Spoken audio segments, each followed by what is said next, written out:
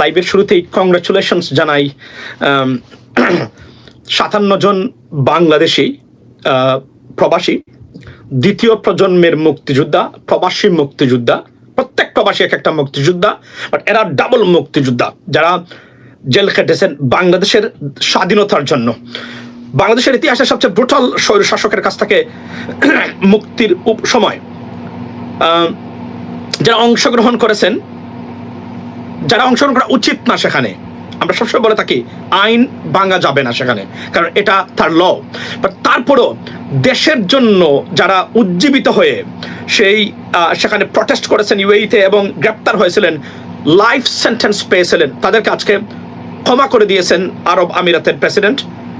বাংলাদেশের একজন আমেরিকান বাংলাদেশি হিসাবে, প্রবাসী হিসাবে অন্তরের অন্তঃস্থল থেকে আরব আমিরাতের প্রেসিডেন্ট এবং আরব আমিরাতের সরকারকে ধন্যবাদ জানাই, কৃতজ্ঞতা প্রকাশ করছি।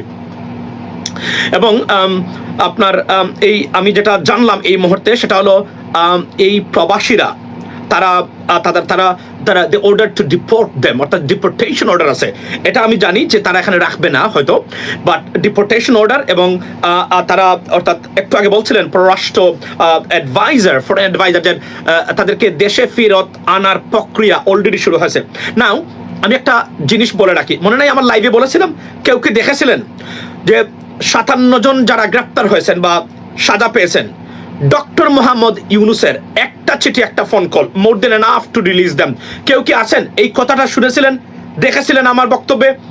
কেউ কি আছেন এখানে যারা আমি বলেছিলাম? আমি আবার বলছি, আমি এই কথাগুলো বলেছিলাম, কিন্তু এখন আমি আমার কথা বলতে চাই। এর জন্যই যে পলিটিক্যাল ইনসাইটস এবং ক্রেডিবিলিটি ইস্যু যে মানুষের কি হতে পারে, তার একটা উদাহরণ হলো ডক্টর মোহাম্মদ ইউনুস। এবং এই ডক্টর মোহাম্মদ ইউনুসের ক্রেডিবিলিটি যে কোন পৃথিবীতে এখন যত রাষ্ট্রপ্রধান আছেন, আমেরিকার প্রেসিডেন্টের পরেই সবচেয়ে বেশি পার্সোনাল ক্রেডিবিলিটি ইস্যু কার? Doctor Mohammad Yunus. Personal credibility সবচেয়ে কার বেশি জানেন? ডক্টর মোহাম্মদ ইউনুসের। নাও আমেরিকার প্রেসিডেন্ট কোনো জিনিস রিকোয়েস্ট করলে কেউ এটা ফেলে দিতে পারে না because of their influence.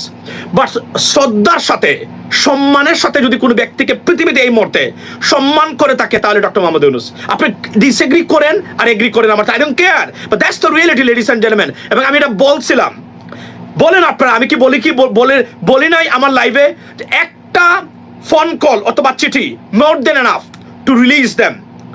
Thank you so much, এটা আমি ধন্যবাদ জানাই। এবং আমি এর জন্য বলছি যে political insight and outlook and প্রেডিকশনের জন্য আমার দ্বারে কাছে সোশ্যাল মিডিয়ার কেউ নাই। আমি সরি, আমি আজকে বলতে বাধ্য হচ্ছি। বাকি যারা আছেন দ্যার চাইল্ড টু মি। কেন আমি বলি তার একটা উদাহরণ আমি আজকে আপনাদেরকে দেখালাম, একটা নয়, বারবার বলছি প্রত্যেকটা জায়গাতে, যে আমি যেগুলা প্রেডিকশন করব, মনে রাখবেন এগুলা 2 বছর 3 বছর পরে এসে দেখেন আজকে সত্যে পরিণত হয়েছে। এই প্রবাসীদেরকে নিয়ে যতটা মনে করবেন না যে আমি এখানে নিজেকে প্রমাণ করি, ভাই বলা লাগে মাঝে মাঝে, না বললে হয় না, বুঝছেন? কিছু কুলাঙ্গার আছে এটাকে ডিসপার্স করার চেষ্টা করে, বলতে বাধ্য যে আমি প্রেডিকশন যদি কোনো জিনিসে করি, মনে রাখবেন এগুলো আজ অথবা কাল এগুলো ফলবেই ফলবে, কোনো বিকল্প নেই। এবং অতীতে যা করেছিলাম যেখানে করেছিলাম, ইনশাল্লাহ সেটা ফলছে। দোয়া রাখবেন, আল্লাহর হুকুম বাকিটা আপনারা দোয়া রাখবেন। আমি যেগুলো বলবো, আমি বারবার বলি না, আমাকে ডিসএগ্রি করবেন না, শুনে চলে যাবেন, বিশ্বাস করার দরকার নাই। এখন সময় মতো বিশ্বাস করবেন, যখন দেখবেন আপনার চোখের সামনে। কারণ যখন আকাশে আপনার রাতে যখন চাঁদ উঠবে, সবাই দেখবে, এটা লুকানোর কোনো কিছু নাই। আমি বলছিলাম যে আমি জানি তার ক্রেডিবিলিটিটা, অর্থাৎ তার গ্রহণযোগ্যতাটা পৃথিবীতে কি ধরনের আছে। এবং আজকে মূল সাবজেক্টটা কি? কেন ভারতের বিষের কাটা, ভারতের চোখে ডক্টর মোহাম্মদ ইউনুস বিষ? এটাই আমার বক্তব্য, এটা আমি বারবার বলে থাকি।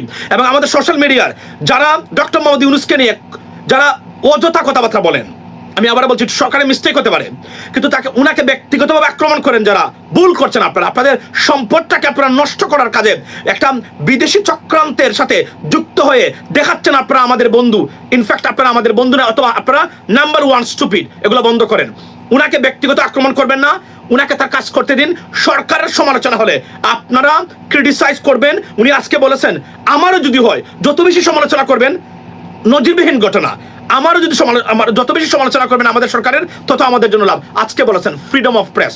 এই জিনিসগুলো বাংলাদেশে কখনো আপনারা দেখেন নাই, দেখে যান আস্তে আস্তে। লেডিস এন্ড জেন্টলম্যান, আমি সকল প্রবাসীদের, আমি একজন রেমিটেন্স ফাইটার্স, আপনারা along with you, মানে আপনাদের সাথে, এবং আমি রেমিটেন্স ফাইটার্স অফ বাংলাদেশ, আমাদের সংগঠনটা মূলত করাই হয়েছিল প্রবাসীদের জন্য। এবং আজকে আমি বলি, এই কারণে ভারত ডক্টর মোহাম্মদ ইউনূসকে সহ্য করতে পারে না। যতটা ট্রাম্প কার্ড খেলেছে তারা ভারত বাংলাদেশের নিয়ে শেখ হাসিনা যাওয়ার পথে, প্রত্যেকটা ফেল করেছে। এবং আমি বারবার বলি না, সারা পৃথিবীতে প্রপাগান্ডা ছড়াতে পারবেন, কিন্তু ডক্টর মোহাম্মদ ইউনূসের একটা ফোন, একটা টুইট, একটা email could destroy your all efforts. এবং in fact this is the reality প্রত্যেকটা জায়গাতে। এবং আমরা আজকে যে পরিস্থিতির সম্মুখীন হয়েছি, যদি ডক্টর মোহাম্মদ ইউনূসের মতো ব্যক্তি আমাদের মানে ইনচার্জ না থাকতেন গভর্নমেন্টের, বিশ্বাস করেন বাংলাদেশকে ভারত আর আওয়ামী লীগ মিলে তালেবানি রাষ্ট্র প্রতিষ্ঠা করে দিত। এখন তালেবান রাষ্ট্র প্রতিষ্ঠা করে দিত, কিন্তু পারতেছে না কেন জানেন? শুধুমাত্র ডক্টর মোহাম্মদ ইউনূসের কারণে।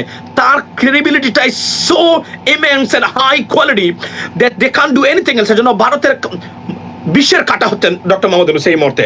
বাংলাদেশ নিয়ে খেলার ক্ষেত্রে ডক্টর মোহাম্মদ ইউনূসের সুনাম যেটা, তার ক্রেডিবিলিটিটা বাতাসে যেগুলো ঘুরে বেড়ায়, এগুলাই তাদের সবচেয়ে বড় বিষ। তারা কোনোদিনই আপনারা করতেছে না।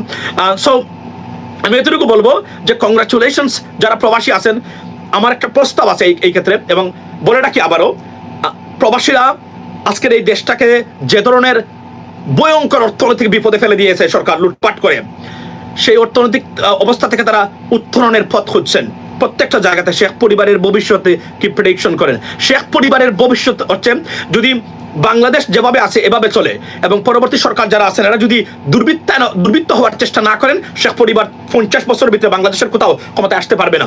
আচ্ছা, এটা আমি বলে দিছি আগেও, আবার বলছি, সাবজেক্ট টু চেঞ্জ, বাট এরা অস্তিত্ব সংকটে পড়বে। তবে মিস্টেক হচ্ছে আজকে জামায়াতের যে আমিরের যে বক্তব্যটা, আমি আবার বলি, জামাতের প্রতি আমাদের সবার ভালোবাসা শ্রদ্ধা আছে, along with BNP too, but মনে রাখবেন, অতি কতন, এক্সাজুরেটিং, অতি উৎসাহী কোনো সিদ্ধান্ত নেওয়া যাবে না।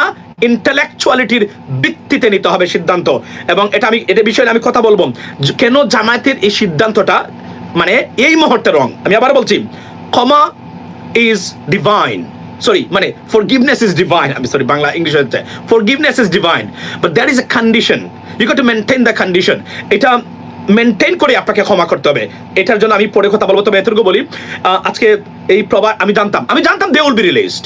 এই জন্য আমি বলেছি আপনাদেরকে, একবার না, আমি পোস্টও দিয়েছি ফেসবুকে, 1 letter, 1 phone call, 1 tweet, 1 email, more than enough to release our expatriates. আমি জানি যারা জেলে থাকবে না। একজন আত্মীয় স্বজন আমার সাথে যোগাযোগ করেছিলেন, সেই প্রবাসী। আমি বলছিলাম wait sometimes, up to 3 months highest wait করেন, ওনারা মুক্তি পাবে। এবং তাই হয়েছে, উনি করেছেন। এবং আজকে আমি খালিজ টাইমসের একটু আগে, তবে আমরা এই রিপোর্টটা একটু দেখে আছি আপনাদের এখানে 1 মিনিটের রিপোর্টটা দেখে আসুন। সাজাপ্রাপ্ত 57 বাংলাদেশি, এরই মধ্যে তাদের কারাদণ্ডাদেশ প্রত্যাহার করে দেশে ফেরত পাঠানোর প্রক্রিয়া শুরু হয়েছে। এটিকে অন্তর্বর্তীকালীন সরকারের কূটনৈতিক